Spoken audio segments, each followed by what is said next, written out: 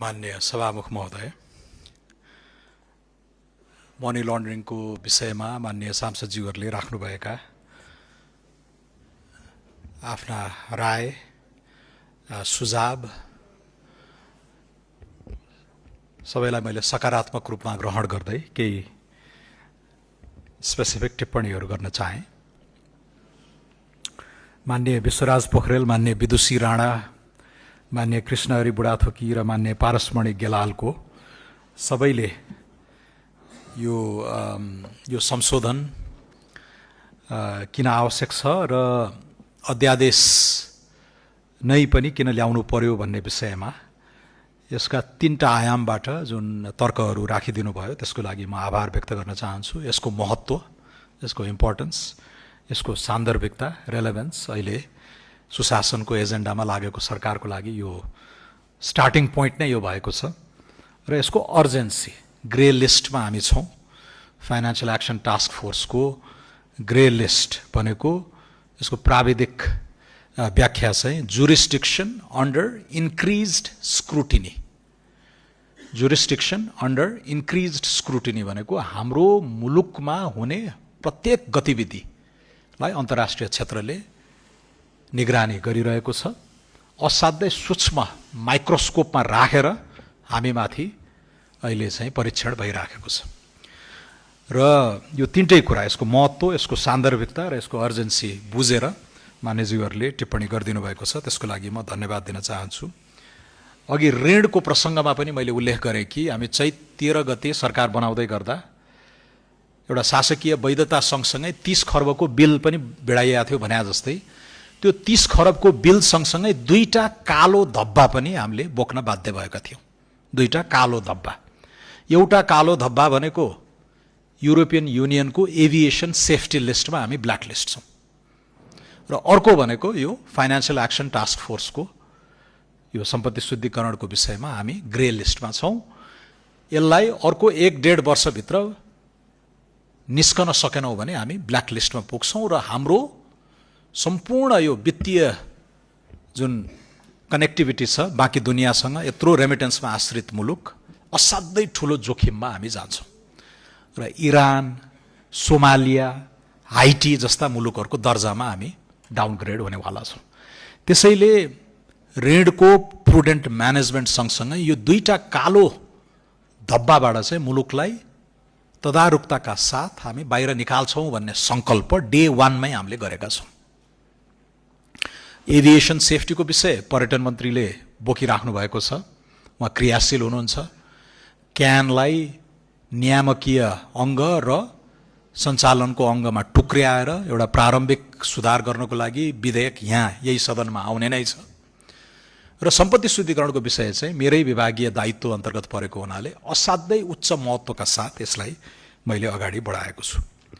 अब हामी आएपछि ग्रे लिस्टमा परेको चाहिँ होइन, मान्यज्यूहरूलाई त्यो यथार्थ थाहा छँदैछ। 81 को फागुन 9 गते, 81 सालको फागुन 9 गते हामी ग्रे लिस्टमा परेका हौँ। युएई जस्तो समृद्ध मुलुकलाई पनि ग्रे लिस्टमा परिसकेपछि निस्कनलाई झन्डै 2 वर्ष लागेको थियो। नेपाल पनि अघिल्लो पटक ग्रे लिस्टबाट निस्कनलाई 3-4 वर्ष नै लागेको थियो।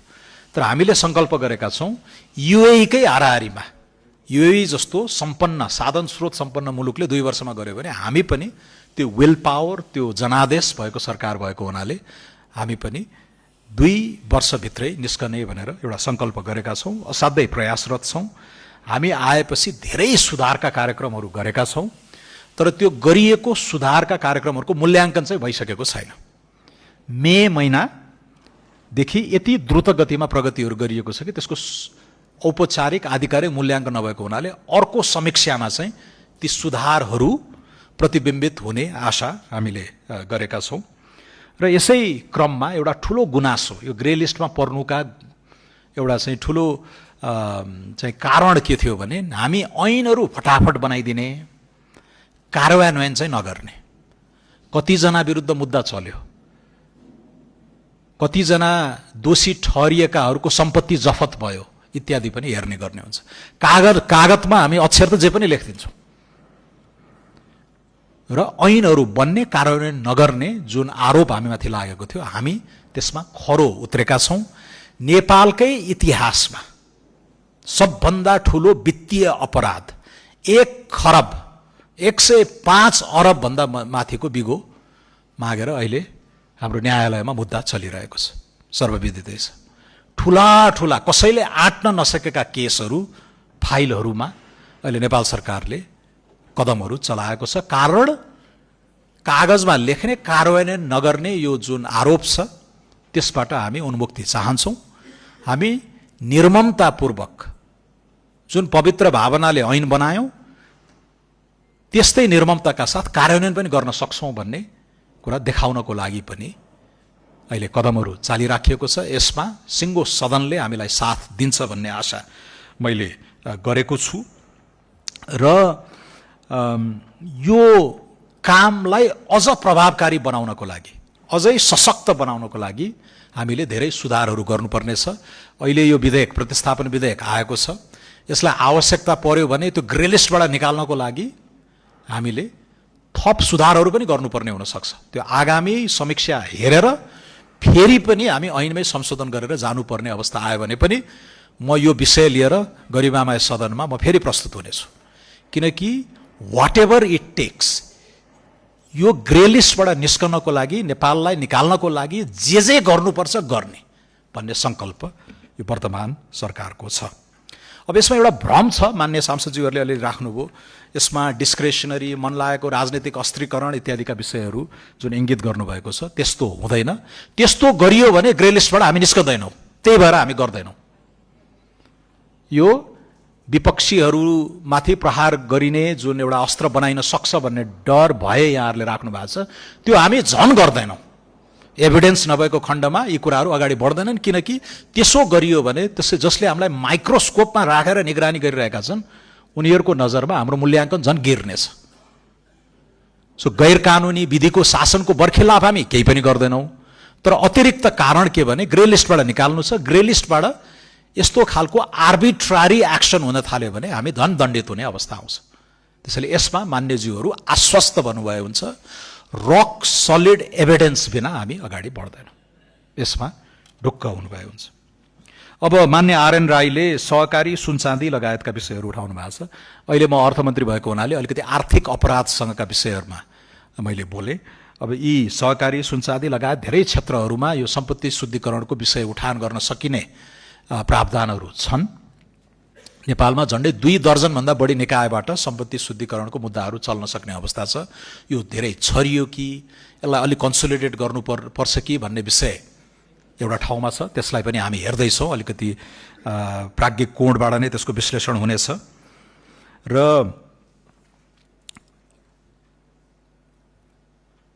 केही सीमित मुद्दाहरूलाई न्यारो डाउन गरेर 1-2टा निकायहरूबाट यो हेर्ने गरियो भने चाहिँ अझ प्रभावकारी हुन्छौँ कि भन्ने विषय एकदमै महत्त्वपूर्ण छ नै। त्यसमा मैले धेरै भनिनँ। अर्को चाहिँ यो सम्पत्ति शुद्धिकरणको जुन मुद्दाहरू लाग्छ यसबारे अलिकति भ्रम पनि चाहिँ छरिएको पाउँछु म। कसैले अकुत सम्पत्ति कमायो, यसलाई सम्पत्ति शुद्धिकरणको मुद्दा लगाइदिइहालौँ, यसलाई सम्पत्ति शुद्धिकरण लगाएपछि यसलाई चाहिँ अप्ठ्यारोमा पार्न सकिन्छ कि भन्ने खालको पत्रिका सामान्य हाम्रो चोक चौतारातिर यो बहस आएको, त्यो गलत हो। सम्पत्ति शुद्धिकरण भनेको दोस्रो तहमा लाग्ने अभियोग हो। पहिला के प्रमाणित हुनुपर्दछ भने कुनै न कुनै अपराध गरेको भन्ने कुरा स्थापित हुनुपर्छ। प्रेडिकेट अफेन्स भन्छ। तस्करीबाट, भ्रष्टाचारबाट कुनै व्यक्तिले अपराधै गरेर सम्पत्ति कमाएको हुनु पर्यो र दोस्रो चरणमा चाहिँ त्यसलाई चोख्याउनको लागि, त्यसलाई वैधता प्रदान गर्नको लागि उसले चालेको कदमहरूमा मात्रै सम्पत्ति शुद्धिकरणको अभियोग लाग्ने गर्दछ। त्यसैले सिधै कसैले ठुलो घर बनायो इत्यादिले यसलाई सम्पत्ति शुद्धिकरण लगाइदिइहालौँ, सम्पत्ति धेरै कमाएछ भन्ने होइन। त्यसैले मान्य सांसदज्यूहरूले पनि यसलाई यसको प्राविधिक बुझाइ चाहिँ सही हुनु पर्यो। पहिला कुनै न कुनै क्राइम गरेको हुनु पर्यो र त्यो क्राइमबाट आर्जित प्रोसिड्स हुन्छ नि, जुन लाभ हुन्छ, त्यो बैंक खातामा राख्नु पनि चोख्याउनु हो। फेरि ल्याएर त्यो पनि सम्पत्ति शुद्धिकरणको मुद्दा लाग्न सक्छ। तर अरू जुन हुन्छ, व्हाइट वास गर्ने होइन, विदेश रिप्याट्रिएट गर्ने, 10 ठाउँमा लगानी गर्ने, अहिले चलिरहेका धेरै केसहरू त्योसँग सम्बन्धित हो। प्रेडिकेट अफेन्स स्ट्याब्लिस भएर सम्पत्ति शुद्धिकरणको दोस्रो चरणमा हामीले गरिने। त्यसैले एकदमै रिगरसली हामी गएका छौँ। यसमा कुनै प्रतिशोध, कुनै चाहिँ राजनीतिक अभिष्ट लुकेको छैन, लुक्नु हुँदैन भन्ने कुरामा नेपाल सरकार स्पष्ट छ। माननीय चन्द्रमोहन यादवले अध्यादेश किन लिएर आएको इत्यादि भन्नुभयो। अघि माननीय शोभिता गौतम कानुन मन्त्रीजीले पनि भनिसक्नुभयो, नियतमा जाउँ। पहिला पनि अध्यादेश ल्याइन्थ्यो, अध्यादेश ल्याइएको यो पहिलो पटक होइन, संविधानमै यो प्रावधान छ। त्यसैले अध्यादेश ल्याइनु, संसद नचलेको अवस्थामा यो संवैधानिक एउटा औजार, संवैधानिक एउटा प्रावधानलाई नेपाल सरकारले उपयोग गरेको हो। तर के का लागि भन्ने नियत हेर्नुभयो भने पार्टी फुटाउन, कसैलाई चाहिँ दुःख दिन ल्याइएको होइन। देशलाई ग्रे लिस्टबाट निकाल्नको लागि, यो कालो धब्बाबाट हामी उम्कनको लागि सरकारले गरेको सत्प्रयास हो। त्यसैले त्यो सेन्स अफ अर्जेन्सीलाई मनन गरिदिनु भयो भने यस कुराहरू थप स्पष्ट हुन्छन् जस्तो मलाई लाग्छ। यहाँले एकजना प्रसिद्ध बेलायती राजनीतिज्ञ लर्ड एक्टन जस्तो लाग्छ मलाई, लर्ड एक्टनले भन्नुभएको थियो, power corrupts, absolute power corrupts absolutely भन्ने उक्ति लेख्नुभयो। अलि चाँडै भयो बान्नेज्यू, यो चाँडै भयो र उपयुक्त भएन। बकाइदा हामी बाँधिएका छौँ, चेक एन्ड ब्यालेन्सको सिस्टममा हामी कसिलो ढङ्गले हामी चाहिँ अनुशासित भएर हिँड्नुपर्ने बाध्यता छ। लको लेटर एन्ड स्पिरिट भन्दा बाहिर हामी गएका छैनौँ। अब 182 सिट आइदियो, प्रचण्ड बहुमत छ, त्यो त यथार्थ हो। तर त्यसो भन्दैमा हामी एब्सोल्युट गभर्नेन्सतिर गएका छैनौँ, हामी बाँधिएका छौँ। विधि विधान, रुल अफ लबाट हामी निर्देशित छौँ। यसमा अन्यथा धारणा 100 दिन पनि पुगेको छैन। बल्ल बल्ल भोलि सायद 3 महिना पुग्छ होला, अथवा आज 3 महिना पुग्यो, 100 दिन पुग्न पनि अझै बाँकी छ। त्यसैले यो कडा जजमेन्ट अलि सञ्चित गरेर राख्नु होला, परेको दिन उपयोग गर्नलाई। यो प्रिमच्योर चाहिँ तोप नपड्काइदिनु हुन म आग्रह गर्न चाहन्छु। माननीय गीता गुरुङले समग्रमा यो ठिक छ, अनुसन्धान अभियोजनलाई अझ सशक्त बनाऊ र आर्बिट्रारी चाहिँ रूपमा यसको एप्लिकेसन नहोस् भन्ने जुन आशय व्यक्त गर्नुभयो, त्यसको म स्वागत गर्न चाहन्छु। यिनै हुन् मान्यज्यूहरूले राख्नुभएका तर्कहरू। अन्तमा अब हामी यो करिब 15वटा प्रमुख कार्यहरू छन्। यसमा 4वटा वर्गीकरण छ, addressed, largely addressed, partly addressed र नट एड्रेस्ड भनेर हामीले गर्नुपर्ने कामहरूमा मूल्याङ्कन भइरहेको छ। हामी आएपछि 3वटा कुरामा लार्जली एड्रेस छ, त्यसलाई अरू 4वटामा लार्जली एड्रेस्ड बनाउँदैछौँ हामीले चाँडै नै। र यो सूची हेरेर, इन्डिकेटर हेरेर त्यो लिस्टबाट बाहिर निस्कनको लागि जे गर्नुपर्छ सुधारहरू, त्यो हामी गर्ने भन्ने प्रतिबद्धता अर्थमन्त्रीका तर्फबाट, अर्थ मन्त्रालयका तर्फबाट। र यो सम्पत्ति शुद्धिकरण सम्बन्धी एउटा ठुलो निर्देशक समिति नै छ, राज्यका सबै प्रमुख अङ्गहरू यसमा सम्मिलित छन्। सबैलाई यो बजेट पास भइसकेपछि मेरो प्रधान जिम्मेवारी नै यो हुनेवाला छ कि यसलाई तदारुकताका साथ हामी कार्यान्वयनमा उत्रनेछौँ। र यो प्रगतिको चौमासिक मूल्याङ्कन हुने गर्दछ र त्यस्तो मूल्याङ्कनबाट ग्रे लिस्टसँग सम्बन्धित सबै कार्य सम्पन्न भएपछि मात्रै त्यो लिस्टबाट बाहिरिने व्यवस्था रहेको छ।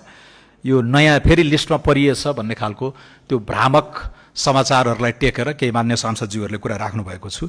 यो ग्रे लिस्टमा फेरि परेको होइन, 81मा पारिएको थियो मुलुकलाई, हामी निकाल्ने क्रममा छौँ र त्यो निकाल्ने अवधि अझै बाँकी छ। त्यो अवधि छोटियोस्, युनाइटेड अरब एमिरेट्स जतिकोले लगाएको समयकै हाराहारीमा हामी त्यो काम फत्ते गर्न सकौँ भनेर हामी इमान्दारी र दक्षताका साथ अगाडि बढिरहेका छौँ। यसमा सिङ्गो नेपाल राष्ट्र र यो गरिमाय सदनको पनि साथ हुनेछ भन्ने मैले आशा गरेको छु। हस्, धन्यवाद।